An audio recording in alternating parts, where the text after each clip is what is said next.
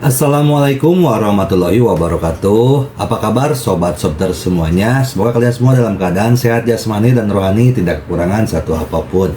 Oke, Mimin akan lanjutkan cerita Yechen-nya. Tapi seperti biasa, tolong dibantu tekan tombol like dan berkomentar juga. Terima kasih sesudah dan sebelumnya. Selasa, tanggal 8 Agustus tahun 2023. Menangkan dia dulu emas dan batu terbuka 6331 sampai bab 6335. Mengundang pemuda ini bernama Old Hu. Yechen setuju dan berkata dengan senyum, dalam hal ini, maka kami tidak akan sopan kepada kalian berdua. Old Hu tertawa dan berkata, hei, jangan terlalu sopan. Kami semua teman dari semua penjuru negeri ini, menjaga satu sama lain juga tradisi yang sangat baik bagi teman-teman keledai kita. Saat dia mengatakan itu, dia bertanya pada Marvin Ye, bro, siapa namamu? Yechen akan berbicara.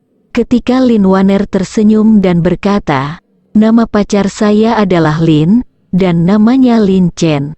Semua orang bisa memanggilnya Achen. Yechen terkejut ketika mendengar itu, mungkin memahami apa yang Lin Wanner pikirkan. Setelah semua, ingin menunggu Wu Feiyan di sini. Baik kata Yechen atau tiga kata Lin Wanner, Wu Feiyan pasti akan akrab dengannya. Jadi sebaiknya tidak menggunakannya sebanyak mungkin nama asli. Namun, saya tidak menyangka Lin Wanner memberikan nama samaran, Lin Chen, dan bahkan nama panggilan Ah Chen. Berpikir untuk dirinya sendiri, Ah Chen, mengapa judul ini terdengar seperti tukang cukur? Saat ini, Lin Wanner berkata kepada kerumunan lagi, namaku Ye dan namaku Ye Xiaowan. Senang semua orang memanggilku Ye Zi. Semua orang mengangguk, dan si tua Hu tersenyum dan berkata, Ah Chen, Ye Zi, dipersilakan bergabung dengan keluarga kami dari Gembel Selatan Yunnan. Kami semua datang ke Selatan Yunnan untuk berjalan-jalan, dan pada dasarnya semua orang tidak pernah bertemu. Satu sebelumnya kami bertemu saat berjalan, dan berjalan bersama sampai saat ini. Saat mengatakan itu, dia muncul lagi, namaku Huleki, artinya bahagia, tapi nama itu terdengar sedikit feminim, jadi semua teman-temanku yang mengenalku, biarkan mereka memanggilku Lao Hu secara langsung. Lalu aku memeluk gadis di sampingnya dengan lembut yang telah berencana mengadakan pesta api unggun dan memperkenalkan, ini pacarku Sulan, yang merupakan salah satu mahasiswa terbaik di Universitas Tsinghua. Kami bertemu dalam perjalanan ini dan kami bersama-sama. Setelah semua orang memperkenalkan Huleki satu persatu, ia mengajukan diri dan berkata, Achen, saya tidak berpikir Anda sering berjalan-jalan dan berkemah. Mengapa saya tidak membantu Anda merakit tenda terlebih dahulu? Yechen berterima kasih. Terima kasih teman, saya bisa melakukannya sendiri dalam beberapa waktu. Seharusnya tidak ada masalah. Huleki serius berkata, bicara saja tentang sesuatu, jangan bersikap sopan. Yechen mengangguk sebagai ucapan terima kasih, merasa sedikit malu di hatinya. Karena hanya dia sendiri yang tahu bahwa orang-orang ini menganggapnya sebagai teman yang kebetulan bertemu, tetapi ia perlu menggunakannya untuk menutupi dirinya dan Lin Wanner, yang merupakan sesuatu yang tidak tulus.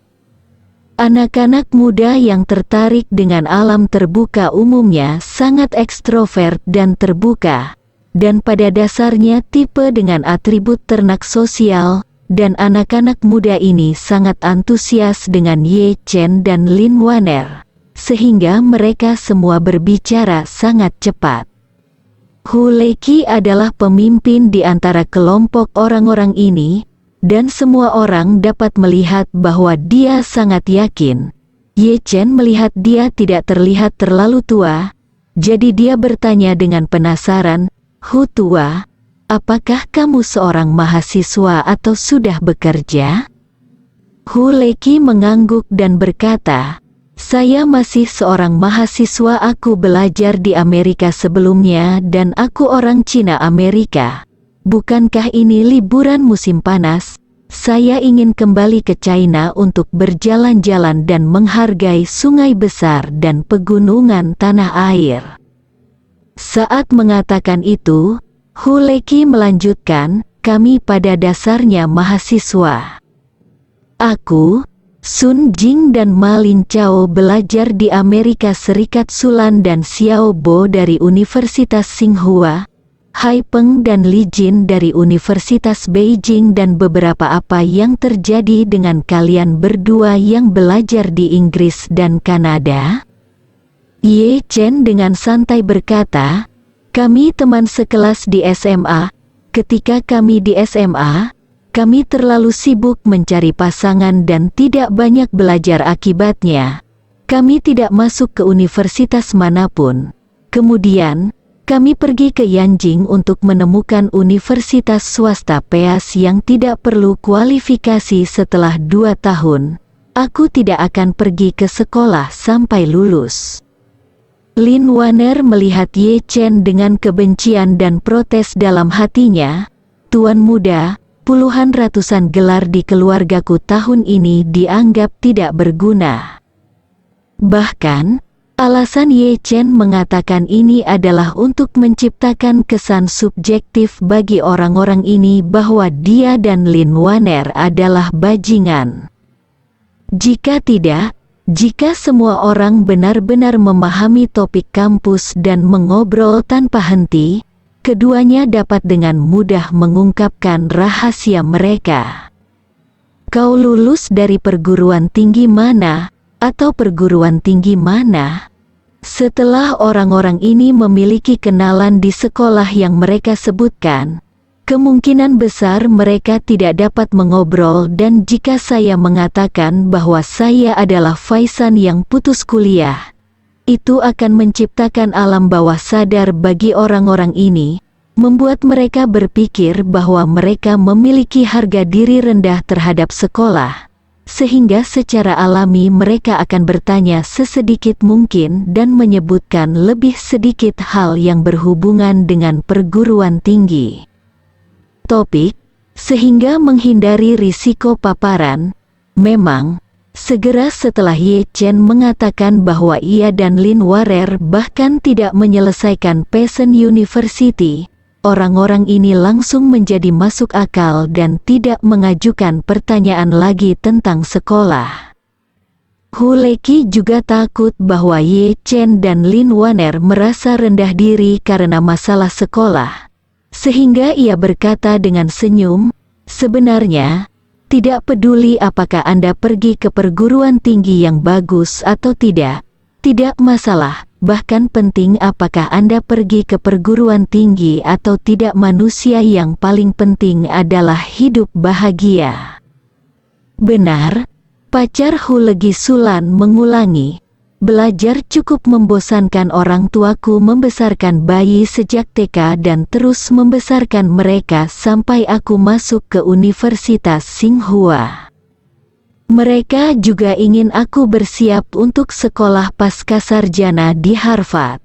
Di paruh pertama tahun ini, akhirnya saya menerima pemberitahuan penerimaan Harvard seperti yang saya inginkan.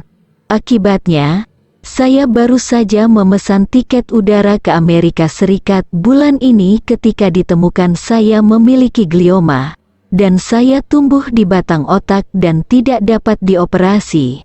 Aku tidak tahu apakah aku akan bertahan. Suatu hari, mereka akhirnya akan menyadari bahwa anak ayam jauh lebih penting daripada menjaga anak-anak tetap sehat."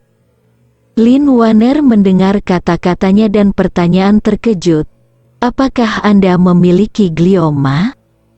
"Iya, Sulan mengangguk dan berkata dengan tenang, tingkat insiden kurang dari 1 dari 10.000, tapi aku masih mencapainya. Huleki juga tersenyum dan berkata, situasi saya mirip dengan Sulan.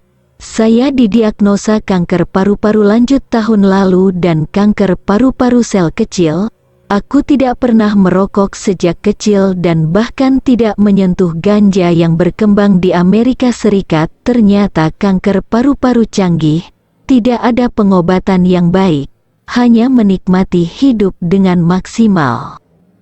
Sulan menertawakan dirinya sendiri dan berkata, kami hanya membaca lebih banyak buku, yang mungkin tidak benar-benar berguna bagi masyarakat. Selain itu, wajar bagi dokter untuk merawat pasien dan menyelamatkan pasien kritis terlebih dahulu. Aku tidak bisa hanya karena aku punya pendidikan yang lebih tinggi, melompat di antrian. Huleki tersenyum dan berkata, hei, aku mengerti dengan baik. Dikatakan bahwa James Smith dari FDA berhenti dari pekerjaannya untuk melakukan amal di Jinling untuk waktu yang lama. Pada dasarnya, seluruh warisan bersihnya telah diinvestasikan untuk itu, dan dia belum menyerah.